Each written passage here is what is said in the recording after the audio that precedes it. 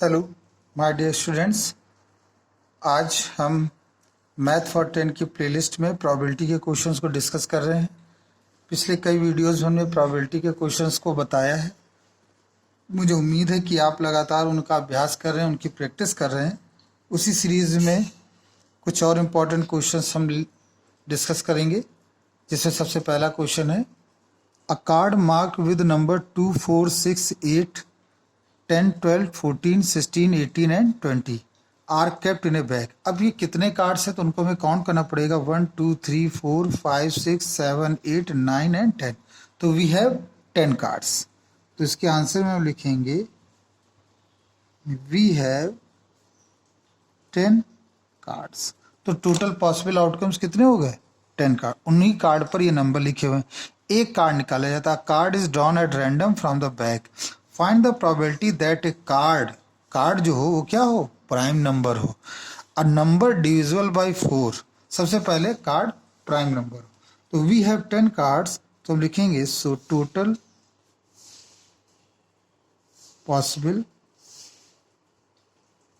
Outcomes would be 10। क्यों? हमारे पास 10 ही तो कार्ड है। 1, 2, 3, 4, 5, 6, 7, 8, 9। ठीक है। प्राइम नंबर्स क्या होगा? Let take the event of prime number is A. मान लेते हैं जो इवेंट है प्राइम नंबर का वो है ए। अब prime number are those number which are divisible by 1 and itself. वो नंबर जो स्वयं से कटे और 1 से डिवाइड होते हैं उन्हें हम प्राइम नंबर कहते हैं। कंपोजिट नंबर वो होते हैं जो 1 से कटे, इटसेल्फ से कटे, इसके अलावा किसी अदर नंबर से भी कटे। मतलब इट हैज more than 2 factor। दो number which has more than 2 factors is known as composite number. जैसे आपका 4 है कंपोजिट नंबर, ये 1 से भी डिवाइड होता है, 4 से भी डिवाइड होता है और 2 से भी डिवाइड। जैसे 9, ये भी आपका कंपोजिट नंबर, ये 1 से भी डिवाइड होता है, 9 से भी डिवाइड होता है और 3 से भी डिवाइड होता है। लेकिन 7 ये आपका प्राइम नंबर है। क्यों? क्योंकि ये 1 से डिवाइड हो रहा है और 7 से डिवाइड हो रहा है। तो आइए सबसे पहले प्राइम नंबर, तो आप लिखेंगे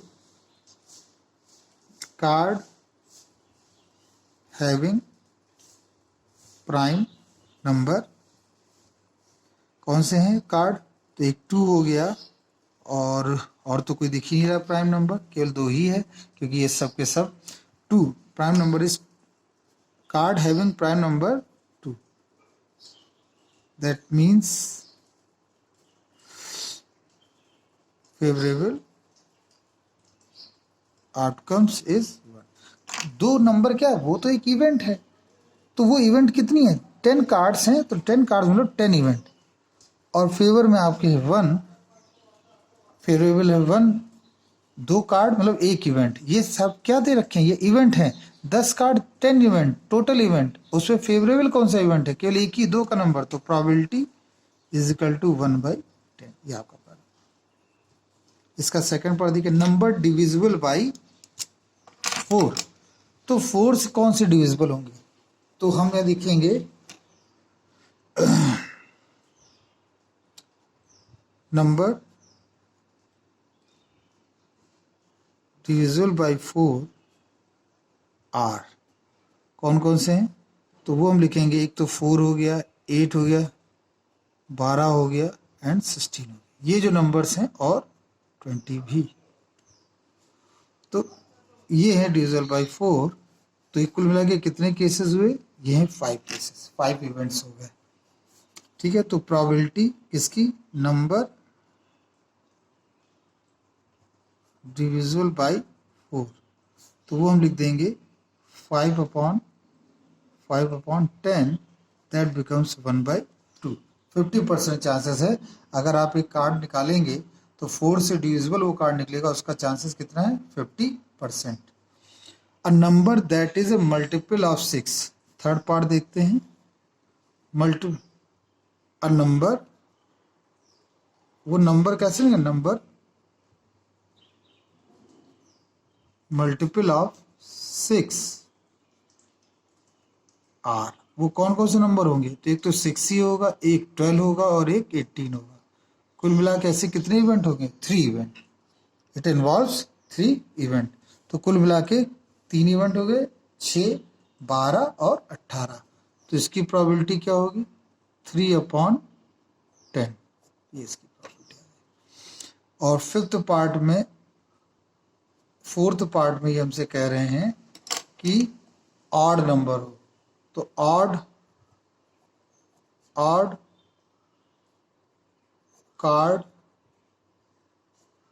नंबर। ऑड कार्ड नंबर कौन से हैं? ऑड। तो आप देख रहे हैं इसमें तो कोई भी ऑड कार्ड नहीं है। Card number is 0। Total card तो आप जान रहे हैं, टोटल आउटकम्स कितने हैं? टोटल पॉसिबल आउटकम्स है 10। तो ऑड 0/10 गिव्स 0। मतलब ये तो रेयर टू रेयरेस्ट, मतलब ये हो ही नहीं सकता। It is impossible event. ये कैसी घटना होगी? इम्पॉसिबल। आइए अगले क्वेश्चन को देखें। 2, ये था 1 और ये था 2। ये 1 का हो गया। अब हम आंसर नंबर 2 को सॉल्व करने जा रहे हैं। ठीक है। 2 different dice are thrown same time, find the probability of getting sum 7 less or equal to 3, sum less or equal to 10। तो बहुत ही आसान क्वेश्चन। सबसे पहले हमने आपको पिछले वीडियो में बताया, जब डाइस को थ्रो करते हैं तो टोटल पॉसिबल आउटकम्स कितने होते हैं? 36। When 2 dice are thrown, possible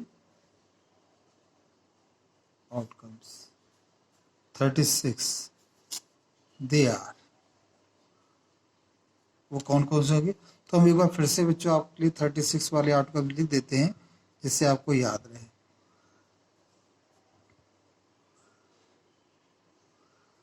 चलिए हमने 1 इधर लिख दिया, 1 2 इधर, 1 3 ये, 1 4 ये, 1 5 ये, 1 6 ये, 2 1 ये, 2 2 ये, 2 3 ये, 2 4 ये, 2 5 ये, 2 6, 3 1 ये, 3 2 ये।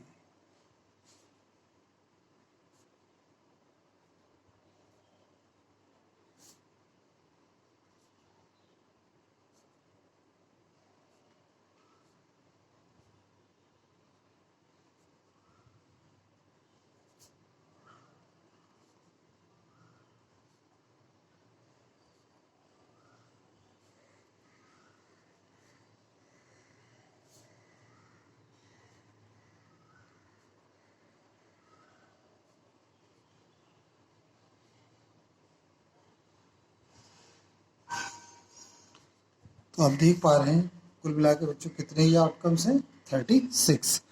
तो आइए क्वेश्चन को देखते हैं कैसे ये सॉल्व होगा। तो इसमें अगर हम बात करें, क्वेश्चन की अगर हम बात करें तो देखिए क्या लिखा है इसमें। सम 7, तो फेवरेबल तो टोटल पॉसिबल आउटकम तो आपके 36 हो गए। सम ऑफ 7, कब कब 7 हो सकता है? देखिए 6 और 1 हो, 1 और 6 हो तो 7 होगा। 5 2 हो और 2 5 हो तो 7 होगा। 5 2 2 5 6 1 1 6 और इसके अलावा 4 3 एंड 3 4 हो तो 6 होगा। और इसके अलावा 6 1 वाला ले लिया, 2 वाला ले लिया, 3 वाला ले लिया, 4 वाला ले लिया, 5 वाला ले लिया, 6। ये कुल मिला के 3 3 6 ऐसे आउटकम्स हैं जो अगर वो आएंगे तो उनका सम 7 हो जाएगा। तो इस केस में जो प्रोबेबिलिटी बनेगी वो 6/36, 1/6, वो इसका आंसर आएगा। ठीक है बच्चों, 6/30, क्योंकि कुल मिला के कितने केसेस हैं? 6 से इसको इससे डिवाइड कर देंगे, जो निकलेगा वो आपका आंसर आ जाएगा। तो अगला है, इसमें इन्होंने सेकंड पार्ट में पूछा है। ये था आपका फर्स्ट पार्ट। अगर हम सेकंड पार्ट की बात करें तो सेकंड पार्ट में इन्होंने पूछा हमसे कि सम कैसा हो। हम यहाँ लिख देते हैं क्वेश्चन को, सम हो लेस और इक्वल टू 3। तो outcomes of less or equal to 3 तो कौन से होंगे? देखिए, सम क्या हो, 3 हो, 2 हो, 1 तो हो नहीं सकता क्योंकि मिनिमम सम होते हैं 2। तो 1, 3 और 2, 3 की बात पहले कर लें। Outcomes of some less or equal to 3।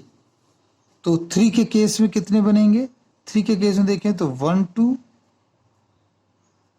2 1, और तो 3 का कोई बनता नहीं है। 3 से कम में आएगा 2, और 2 का केवल एक ही केस बनेगा 1 और 1। तो यहाँ पर कुल मिला के कितने हो गए? 3। तो यहाँ पर प्रोबेबिलिटी कितनी होगी? सम, तो यहाँ लिख देंगे 3/36 1 1/2।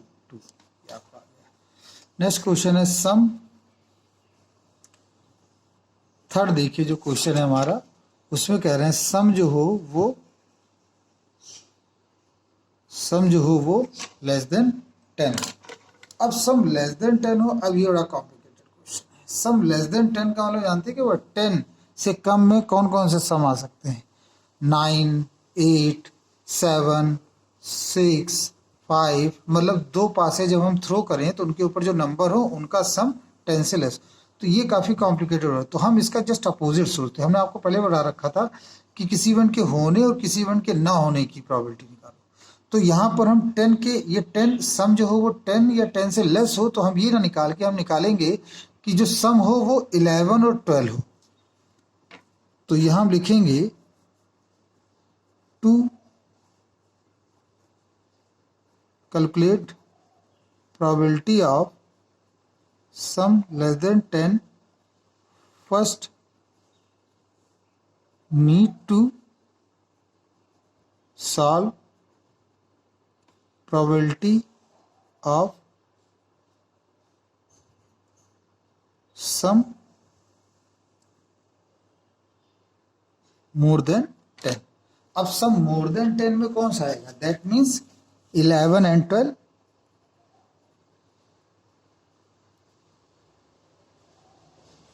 11 and 12, दैट मीन्स 11 and 12। तो 11 के लिए केसेस क्या बनेंगे?